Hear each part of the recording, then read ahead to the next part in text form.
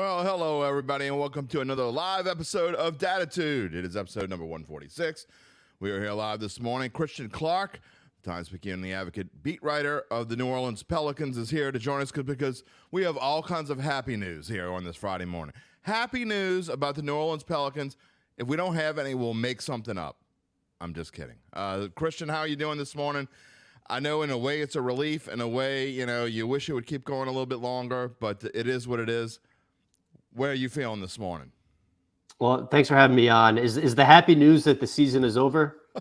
I'm not sure if it's happy or sad at this point.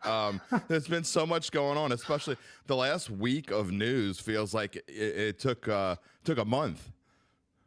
It absolutely did. I mean, I would say alarm bells really started going off in my head when I asked Willie Green, the last week of the regular season, it was their second to last practice. And I said, "Hey, did Zion practice today?" And he said, "No." And I was like, in my head, I was like, well, they have 2 practices left in the regular season.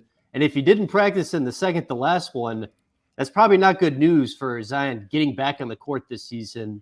And yeah, I mean, they just went out weird.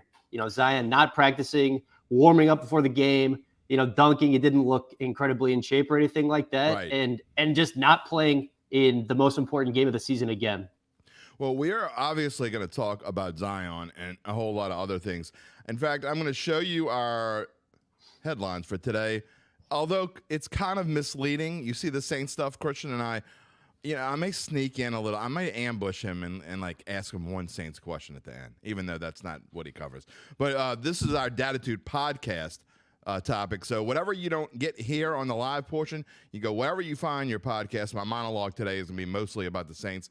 I will touch on the Pelicans. Most of you have heard what I think about the Pels and the disappointing finish against Oklahoma City. But really, that might be a little misleading too, because it's not just the finish against Oklahoma City that's disappointing.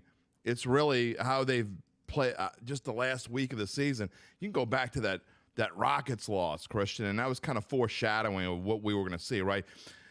This season, to me, and the first headline here on the bottom of the crawl is, this season was the complete opposite of last year. They start off fast, unlike 2022 when they start off, 3-23 or whatever the heck it was. And, that you think this is the year. This is what we were promised. This is what we thought was going to happen. And then it just rolls into something negative and snowballs into – they were really lucky to make the play-in. They got hot towards the end to get to number 9. But, this whole season could have been something a lot different. And I think that's what's the most frustrating part about all of this. We saw how good this team was when Zion was healthy and in shape, and you had the role players going around them. I mean, if you think back to that 7-game winning streak, which included those 2 wins over the Suns, which were so fun to watch at home, that actually came without Brandon Ingram. I mean, we saw this team be really good, even without Brandon Ingram, who is a very good player when he plays. And it's like, if they could ever just get these guys on the same court, I mean, I really do think this could be a team that could make a deep playoff run. I think the stat of the season is that it was 10. It was C.J. McCollum, Brandon Ingram, and Zion Williamson played in 10 games together. C.J. spoke at length about that after Pelicans were eliminated by OKC. That was really the biggest issue. Like, these guys just got to play together more. Jim Derry here with Christian Clark on this Friday morning. We are welcoming your comments and questions. If you're watching on YouTube or Facebook, just type it in the comment section and it'll appear here and we'll show it on the screen. We welcome them every Friday morning. And again, when we're done here, I'll have my monologue, and wherever you find your podcast, you can find Dattitude. Christian, for you, what was it like? What was that last month like? And I'm sure that Willie Green was tired of hearing the same old questions. You talked about it. But what was it like covering this team? And basketball is so much different than football. You're doing so many things outside of the game part of it. But, along in basketball and in baseball, we don't have a baseball team, but you have to cover all these different things, and you have games in between. So what was it like to cover this team the last month of the season when you didn't really know what you were going to get? Look, I'm just going to be honest here. Like, I think I probably felt like a lot of fans. Like, I'm just exhausted by the BS. Like, I just want to watch basketball. And so much of the last 4 years is just not about basketball. It's, oh, is Zion happy? Is he in shape? Is he showing up on time? And it's just like how hard is it to to just play in the games. Like, so much of the conversation has not even been the basketball part of it with the Pelicans. It's been stuff outside of it because they just can't get this guy on the court. So I would just say, like, just tired of all the stuff outside of it. Like, I would just love to talk about what happens in between the lines, but you can't do that with this team. Did you feel like Bill Murray in Groundhog Day? Yes. What day is it? I don't know. It's the same one as yesterday. I mean, we're asking the same questions that we asked. I guess, you saw it even on the court Wednesday night. You saw the talent that this team has, even without Zion. I mean, this team has the talent to be a mid-level type conference. I mean, to me, they're the fourth or fifth best team in this conference. I mean, they're similar to Golden State in the fact of a disappointment. And you look at what the Warriors have done. If they could have done anything on the road, they'd have been a top 2, top 3 seed. So to me, they're probably just behind Golden State as far as talent goes, but they're not far behind. And those two, to me, are the two biggest disappointments in the Western Conference going into this year. Again, even without Zion. But when all these things are bringing you down, they're humans. And and I want to get to the CJ McCollum comments in just a minute, but you got to feel the disappointment that they feel. I mean, most definitely. And I just think that, like, the season really hinged on Zion playing 29 games and Brandon Ingram playing, I think, 45 games. Yeah. And so many people are like working so hard to try to help the Pelicans win. And I think for, the people who are like putting in those hours, a lot of players on the roster, for example, who are grinding through discomfort and out there every single night, and people on the coaching staff and like people even in the ticket office, it's like, what are we working so hard for if these guys just aren't going to play basketball? Like, what's the point of any of this if the guys who get paid the most and plastered on billboards just aren't going to play? We talked about that in Bayou Bets. Like, the disappointment probably runs throughout the entire organization. And if you're a player and you read what CJ McCollum is, and I'm going to read those in a minute, we have a question but it's going to bring you down. And we have a question which kind of leads into some of the things that I want to talk to. Austin Mumphrey asked, Christian, what do you think, what offseason moves the team needs to make? That's an overall general question, and I don't think we're trying to get too specific, but just from your perspective, what does this team need to do to get to be the team that we think they can be? Yeah, I mean, the obvious thing is get Zion Williamson and Brandon Ingram on the basketball court. Those two guys combined to play in 45% of the team's regular season games. I think literally any NBA team, if their best two players play 45% of the games, it's going to be an underwhelming season. So that's the first thing. I think you probably got to run it back with those guys just because they're so good, and it's hard to get talent in New Orleans. I mean, I think you have to be aware of that reality. So I would anticipate them running back with those two guys. And I think, the one thing you look at is maybe the center position. I mean, I'm a Jonas Valanciunas fan. Like, me and him personally have a very good relationship. I think he's a talented offensive player. Defensively, he can struggle. And we saw with Willie Green. Willie Green is going to favor defense more than offense. He wants to put defensive-minded players around his stars on the court, and that is not really JV's strength. And I think that's one you look at of maybe look at somebody who's a little more switchy or more athletic. And, like Jonas is a very good back to the basket player, but they just didn't look for him a lot in those scenarios. So he's got 1 year left in his deal. That's one I would look at. And the other thing is just more shooting. I mean, this team just can't, they didn't take enough threes and they didn't make enough threes. So they definitely need more shooting. Jonas Valanciunas, I'm glad you bring that name up because I would have forgot to ask you this question. Can you tell me why, with a minute and 10 seconds left on the court and the season on the brink, Jackson Hayes was on the floor and JV wasn't? Well, I mean, from my understanding, it was an ankle issue actually at the end of OKC. It was, I think he twisted his ankle with like 4.5 minutes left, and I think he would have closed that game if not for that. That explains it. But that was frustrating to, look, I love Jackson and I love his persona, but man. He had one really good stretch of about 3 or 4 weeks this year. Other than that, he was almost a no-show, and I really thought he was going to continue his growth or at least take another step, and to me, he didn't. But that's a whole nother story. All right, Campbell asks, if one doesn't want to play, one must do what's best for the team. Give it your all. Don't keep letting your team down. Praying for the Pels. That's part of, to me, what where we are with Zion. And you could have a Pelicans podcast and talk 59 minutes about Zion. And I don't really want to do that, but I think in this case you have to talk about it here and how it let down. I thought your story yesterday and the Christian McCollum comments were very telling. And not just that he says, quote, for us to be successful in the future, we have to be able to play together. We need our best players on the court. But to me, the quote that stuck out more than anything, we talked about this yesterday on Bayou Bets, throughout my career, I've always been a player to do whatever it takes to help the team. I could have taken the easy way out and got surgery and sat and watched. I'm not that type of person. I'm not that type of player, even though it affected my performance, which it clearly did. I just went and competed the best I can. I'm always trying to lead by example. If that wasn't a shot across the bow, I've never heard one.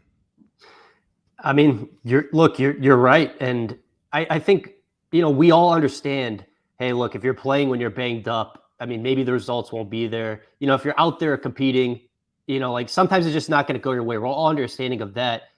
I'm just not understanding of like, if you're not even going to try. And I think his comments, honestly, like everyone's going to remember the Zion part of this because of the way it ended. But I took those comments as much about Brandon Ingram as Zion. Really? I think it was about both of those guys, because if you look at, like when Zion got hurt, when he, like metaphorically passed the baton or whatever, they were in third place in the West. They're one game out of first, and they sunk quickly. They went on a 10-game losing streak. Zion did not play in any of those 10. Brandon Ingram did not play in 6 of those 10. And I mean, I reported at the time, there's frustration in the organization about Ingram's absence for 29 games with an injury the team described as a left toe contusion. A bunch of people in the organization felt like he shouldn't have missed that amount of games. This was the second season in a row. I think there was frustration in the organization about the amount of games he missed with minor injuries. So I think CJ's comments were about both of those guys. You clearly saw that it did affect the way he played, especially down the stretch. And, there's a fine line somewhere. Do you sit out and do what you need to do to make this injury better? But he was missing free throws. You don't see C.J. McCollum miss free throws like he missed to me in the last couple weeks of the season. But at the same time, you don't realize how much leadership on a court means.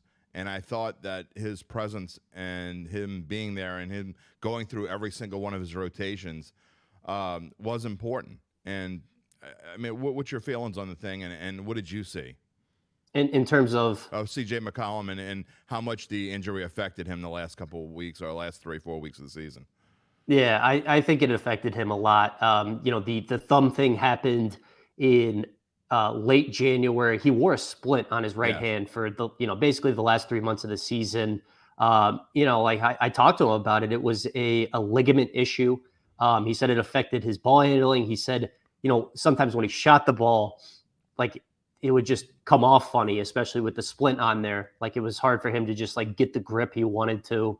Like a torn, Will Guillory of The Athletic, my buddy, reported that CJ is dealing with a torn labrum too. I mean, that's a serious injury. That's going to be really another that requires surgery. So I do think it affected him a lot. You could just see it. It was significant. Will Guillory, a former TP alum. So, all these TP, I want to know how it happens, and I'm sure it's going to happen to you, Christian. You're young. You're gonna move on to at some point to bigger and better things. I'm not asking you to comment on this. I'm being semi-facetious, but I have Mike Smith is one of my good friends. We kind of grew up in the business together, and he's gone on. He went on to ESPN. He's got his own show now for NBC, and here I am, an old man doing podcast. Not that there's anything wrong with that, but. One of these days I'm going to see you on ESPN. I don't know, man. If the Pelicans keep going the way they're going, probably not. They're not really helping you much, are they? Probably not. It is a grind. I mean, covering basketball and baseball, and another TP alum, one of my good friends is Derek Gould, who's going to be on this show very, very soon, by the way. who covers the St. Louis Cardinals and one of the best baseball writers on the planet, covering basketball on a daily basis. And then you don't get much break. I mean, I know football is the grind too, but at least football, you can do things from home and all these things. But how tough is it to cover? And I'm not just talking about the Pelicans, because every team has their own stories. I imagine covering the Lakers is probably tougher than this. But how tough is the grind of covering basketball day after day after day? 82 games is a lot of games, man. It's a lot of games. I've said for years, I think the season is just too long. I mean, I think it was a huge mistake for the players union in the league not to shorten the season in that last round of collective bargaining agreement to like 70 games and just eliminate back-to-backs together. Like that was a real step they should have taken. It's like, let's just cut out back-to-backs. Like the product sucks on the second night of a back-to-back. Like it's making the regular season product way worse. But it's a lot of work, and it's nothing compared to baseball writers either. Is there any way that we can stop the Stars sitting out? Not necessarily the second game of a back-to-back, because I think they choose which one they want them to sit out. But, especially with Golden State, I mean, they were the most ridiculous offender of the entire thing. I don't know how many games that their stars didn't play this year. And, Steph Curry, I think he just got to where he was only playing 2-3 times a week at different parts of the season. But is there any way to stop this?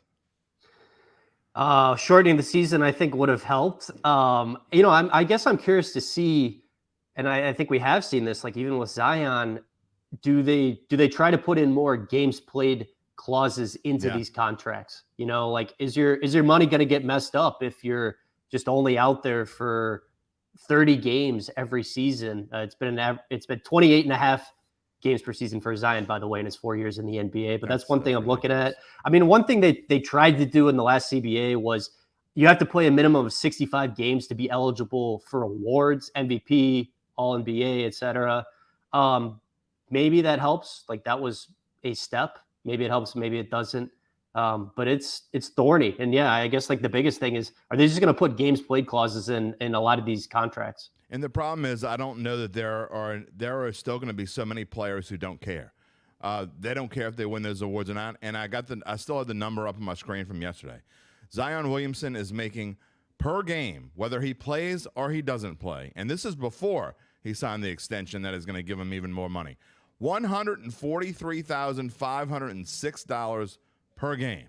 When you make that kind of money, do you even care whether you're in the running for MVP or most improved player or whatever other award they have?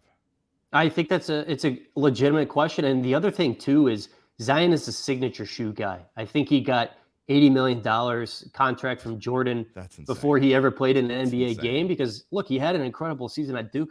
I get it, but he secured, like generational wealth basically before he played in an NBA game. And he has not looked very motivated to me. No. He's been a pretty bad professional. And so, I mean, you can't help to think that it does affect you. He blew one of those shoes out, by the way. So how good are those shoes? That's a whole different story. All right, Shamar asked, does ownership even care? Of course they care. But I'm gonna let Christian answer that question. But you don't think they want to see a bad product on the floor, do you? I think they do care. I mean, I think after the Anthony Davis embarrassment, they took a hard look at it and said, like, we need to become a more serious franchise. I think, I won't throw around any figures, but I think if you look at their spending on basketball operations, David Griffin and his team, that is way, way up. They've given them a lot more resources than there used to be before 2019. So yeah, I think they do. That leads into another topic that we talked about yesterday, and my rant of the day yesterday was the fact that this team has worked so hard to get it to where that Smoothie King Center is filled. I mean, think back, it wasn't that long ago when you'd had 5, 6, they'd report that there were 11,000 fans there because that's the tickets they sold, and businesses were buying tickets and writing them off and not going to games, not even giving them away. But, now you have sold-out arenas when this team plays. And, again, throughout the days of the Hornets and well into the Pelicans, and except for that brief time when AD led this team to within inches of going to the conference finals. I mean, they have worked hard to get to where they are. They don't want to go back to the days where the arena's half filled. And if they don't start winning games, if they don't get back to the excitement level that we had at the end of 2022 and the beginning of this season, that's what's going to happen. Yeah, and like this regime under David Griffin, like they've tried to get guys who will embrace being in New Orleans, and I think they have a lot of those guys. Like Jose Alvarado, like definitely plays for the name on the front of the jersey. Trey Murphy, Herb Jones, like there's a lot of those guys. Larry Nance Jr. It's just the most important guy. Like we're kind of just waiting for him to get on board. And in terms of fan engagement, not this season but the season before, there was a national TV game against the Atlanta Hawks, and I was told there was actually 5,000 people in the building. So, pretty close to there. It was pretty empty. And by the end of the year, the Smoothie King Center was packed and it was roaring. And they've really made some strides there. And I would just hate to see them backslide. You ain't the only one. All right, Rob asked a really good, has a really good comment because I agree with him 100%. You can hate Draymond Green all you want when I read this out. I'd love to see a vet like Boogie Cousins or Draymond on this squad. They'll need a vet that can get in Zion's face. You know that Draymond Green does that with his home team when he has to. You don't have to get in Steph Curry's face, by the way. But he does it when he has to, and he leads by example. Draymond Green is a guy you can hate. 29 other teams can hate him or whatever it is, but if he's on your team, you love him. And I think the Pels would be great. CJ is a great leader, but he's not a get-in-your-face guy. I think the Pels could use a get-in-your-face guy. I don't think you're wrong. And what's interesting is I think some people who make decisions on the Pels feel that way too. I mean, I've had conversations with them about that they feel like maybe we do kind of need another jerk, It helps to have one. Yeah, I mean, like a word that David Griffin used a lot and a lot of people on the roster used a lot was accountability. They felt like they need to be a little bit more accountable, those last 2-3 months of the season. Like a Draymond Green type definitely helps you there. Well, we'll see if they get that in the offseason. All right, I do want to, we can talk about him and what he's done in the past, but what is your gut feeling on what this team? I mean, I don't think there's any way they trade Zion. I don't think you can, first of all. I think with it where you are money-wise and you've put so much into Zion staying here, I think trading him is almost out of the question. What is your gut feeling on what we will see going into next year? Do you think he's going to take this offseason seriously and come in here and look the way that he looked at the beginning of this season? I honestly have no idea how he's going to react to this. I've been wrong on this so many times before, so I can't even try to predict how Zion is going to think. But yeah, I hope he takes a hard look in the mirror after all this and is like, well, shoot, man, CJ just tried to play through 2 pretty serious injuries. He played in 75 of the 82 games. I wasn't taking my rehab very seriously after the re-injury. I could not get my weight under control after the re-injury. I mean, he just needs to take a hard look in the mirror. I think some of the people around him, and like, there's so much just noise around Zion all the time. Like the talking heads love to talk about him. The best thing I've heard, in like the last few weeks, just about the Zion situation is from Raja Bell, who's in the NBA for a long time, just kind of notorious tough guy. And he's like, look, man, Zion can blame everybody, and maybe there's something to it, and maybe there's not, but he just got to want it for himself. And I just agree with that advice. It's like, you just got to do it for yourself. You can either choose to work hard and do the things you need to do or not. Yeah, well, it's tough. It's tough to watch it, and it really is. Rob says if Draymond Green wasn't the same guy that drafted Anthony Bennett, the chances of trading Zion would be Griffin. I'm sorry. If Griffin wasn't the same guy that drafted Anthony Bennett, the chance of trading Zion would be higher. I'm not going to blame David Griffin for this. You have to take him number one. We go back and you talk about this team can have Ja Morant. I mean, and Ja Morant has his own problems as well. But if you go back in time and with that number one pick, you simply have to take Zion Williamson there.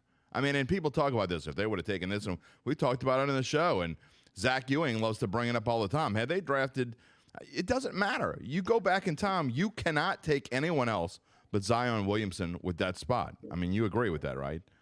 I think 30 out of the 30 NBA teams would have taken Zion number one overall in that draft. I mean, that was one of the best individual college seasons I've ever watched. Me too. I mean, it was absurd. And it wasn't even just on the offensive end. Like, he was just a two-way force. Like, he was in the top 5 in steals and blocks in the ACC that year. Like, he did everything. You know, his teammates like clearly loved playing with him. They were like, "Oh, Duke, it's a brotherhood." Like, him and RJ Barrett and Cam Reddish had a great relationship. So, yeah, I mean, maybe there were some like red flags that we all should have seen, but I mean, I think all 30 NBA teams would have taken Zion number one. Does this team get better going into next year? Are they higher than a play-in type of team next year? Yeah, I think they are. I mean, if you just ask me, you know, will Brandon and Zion play more than 45% of the games next year? I think I would just say probably yes. And I think I would just guess yes based on that. I mean, it couldn't be much worse. What do you do now that it's the off season? How long before you start preparing for 2023, 24? Yeah, I mean, they've got a first-round pick. I guess that can fall between 12 and 14. That'll be interesting to watch. Like, they pretty much just ran it back, you know, last year. They just said, all right, let's just keep the same roster and see how it works together. I mean, I don't think they're going to do that this year. You can't just run it back with completely the same roster. So just try to figure out what they're going to do and then react to it when free agency time comes in July. You get a vacation. Oh yeah, I'll get out of Louisiana in August. That's probably the best month to get out of here, right? There is zero question about that. That is most certainly true. All right, before I let you go, I told you I was going to ambush you with one Saints question. What position are the Saints going to draft when they go up to the podium? Well, they don't really go up to the podium anymore, but 2 weeks from yesterday, first round pick. What are they gonna pick?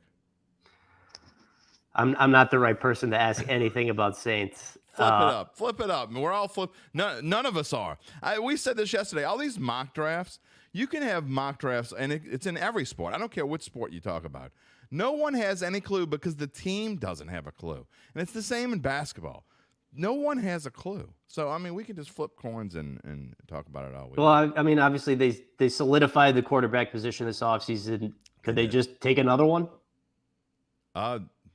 Anything's possible. You know what? At this point, I've seen it all. So, I mean, barring drafting a punter or a kicker or some long snapper or just some dude that was projected to go in the 5th round, I really think I've seen it all. So, who knows? You will too, my friend, before time is up. You will have seen it all one day for sure. I appreciate you joining us here on the Dattitude Podcast. It has been, your insight has been just priceless here because, you know what? We need someone that sees this team and covers them every day to give us the rundown on what's going on. I don't want to say what's going wrong because not everything went wrong. I mean, it's, you know, a lot of times, a lot of seasons, we would have loved to have seasons like this, but man, hopefully it'll be better than that for you next year. Hey, thanks, man. I appreciate it. All right. Christian Clark here on the Dattitude Podcast. A reminder before we go off today, you can, wherever you get your podcast, my monologue will be pretty much on the Saints. I will mention the Pelicans, and I promise to have something positive to say this morning. So I'm not sure exactly what it's going to be yet, but that'll be up around noon. Wherever you get your podcast, search for Dattitude, and we'll be back at 9:15 next Friday. Of course, talking about the Saints and the draft. We thank Christian Clark for joining us today. We'll see you next week, and have a wonderful weekend, everybody.